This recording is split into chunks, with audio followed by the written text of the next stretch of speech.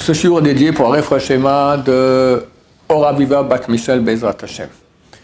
Lorsque dans Psuket Zimra, on a fini le dernier Psuket Zimra, Alléluia, Alouel Bekocho, c'est en fait tous les Tehillim qu'on connaît là-bas, ce sont les 5 derniers Tehillim du livre de Tehillim. Comme c'est marqué que c'est bien de finir le Tehillim tous les jours. Bon, on ne finit pas tout le Tehillim, on finit les 5 derniers. Après, on fait Vavarech David. Ce sont des versets qui proviennent des chroniques. Et là-bas, on dit Vata Moshel Bakol. On dit, on cite en fait toutes les sphères, Lecha Gdoula, Gvura, Batif, etc. Ta Moshel Bakol, tu maîtrises tout. C'est bien, à ce moment-là, et ça on le dit debout.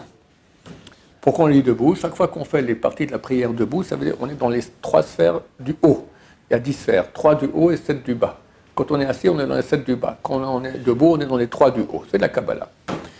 Mais quand on dit ce mot-là, Ta Moshel Bakol, c'est bien, même très très bien, même indispensable de donner de la tzedaka. Et c'est bien si possible, il y a plusieurs choses qu'il faut savoir avec la tzedaka. D'abord, c'est bien de donner 2 pièces et 1 pièce. Pourquoi? Par rapport aux sphères. C'est de la Kabbalah aussi. C'est bien toujours donner 2 pièces et 1 pièce. Tu donnes 3 pièces. Sur 2 Non, parce que ça correspond à la construction, comment sont construits les mondes supérieurs, et que ça correspond à la tzedaka. D'accord? Ensuite, on donne toujours la tzedaka avec la main droite, pas avec la main gauche. Ensuite, on donne la tzedaka debout. Comme est écrit, la Kim Soukat David Anofelet, pour soulever, pour relever la souka de David qui tombe. On veut faire un tikkun de la shrina, une réparation de la shrina, rien. Et la tzedaka, ça fait beaucoup remonter la shrina, donc on se met debout.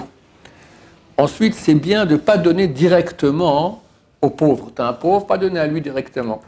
Au niveau kabbalistique, comme ça qu'il faut le Ben Ishraï, nous on correspond à la Tiferet. Dessous il y a le Yesod et après il y a la Malchut.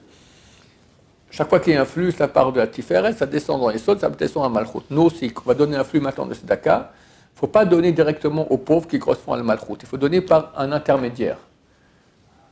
Donc nous aussi, on a les caisses, les tirelires, d'accord, les caisses de Tzedaka, tu mets dedans la pièce, ça va, c'est un intermédiaire. Si il y a un pauvre qui va vraiment, tu n'as pas la porte sur la maison, c'est bien, tu donnes à ton fils, tu donnes à quelqu'un d'autre, tiens, donne-lui. D'accord? Comme ça, c'est bien. C'est juste pas obligatoire, mais c'est bien de faire ainsi. Ça correspond à la façon que ça a lieu dans les mondes supérieurs, comme ça écrit le Ben Ishraï. Ensuite, il est bien, pas obligatoire non plus.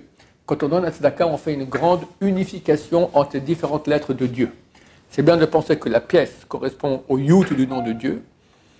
Ma main, 5, correspond au Hei, 2e lettre du nom de Dieu. Mon bras correspond au Vav, 3e lettre du nom de Dieu. Et la main du pauvre qui reçoit, ou du gabay du responsable de la tzedaka, c'est aussi 5. Ça fait comme Hey. Ça fait le nom Yud Ke Vav Ke. Donc on pense voir le nom de Dieu quand on donne la tzedaka. Après, on s'assied et on dit la Shira. Shiratayam, comme on l'a déjà dit ici, celui qui pense, quand il dit la Shira, il pense qu'il est en train de traverser la mer Rouge avec le Mirakia. En bonheur, on lui pardonne tous ses péchés. Donc, on ne va pas nous le faire dans ce sens-là. Je dis, il y a beaucoup de choses à dire. Je dirais une seule chose. Quand on dit Tzalelu ba'oferet b'maim, Tzalelu ka'oferet b'maim adirim. Ils ont coulé comme du plomb, b'maim dans l'eau, adirim. Adir signifie grandiose, des eaux grandioses. Mais c'est faux, ce n'est pas les eaux grandioses.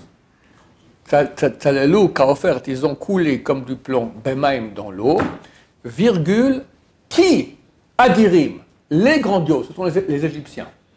Ils ont coulé dans l'eau, virgule, les grandioses, les Égyptiens. Il ne faut pas se tromper, les gens croient que c'est maim adirim, des eaux grandioses. Ce n'est pas des eaux grandioses, ce sont les grandioses, ce sont les Égyptiens. Bon, ça pour... C'est dans quoi ça? La Shiratayam, le chant qu'on fait quand on racontons le traversée de la mer Rouge. Après, on arrive à la fin des Psuket Zimra, là-bas il y a une bénédiction qui commence par Ishtabach. Ishtabach, c'est un grand chant, ça a été écrit par Avraham Avinu. Il y en a qui disent que le début, ça a été écrit par Shlomo, mais la signature, la bracha elle-même, Baruch Ata Hashem, ça a été fait par Avraham Avinu. Donc c'est quelque chose d'extrêmement grand. Avant de commencer la bracha Baruch Ata Hashem, on dit là-bas 13 attributs de grandeur d'Hachem. Shir, Ushvacha, Helvezimra, Rozam, etc. C'est bien de ne pas le dire tout d'un seul coup, sans prendre sa respiration. S'arrêter, respirer pour montrer que ce n'est pas une récitation que tu fais rapidement. Tu le fais comme ça avec importance des louanges que tu fais à Hachem. Et après, on fait Barechou, on va finir avec cela. Il y a le Kaddish.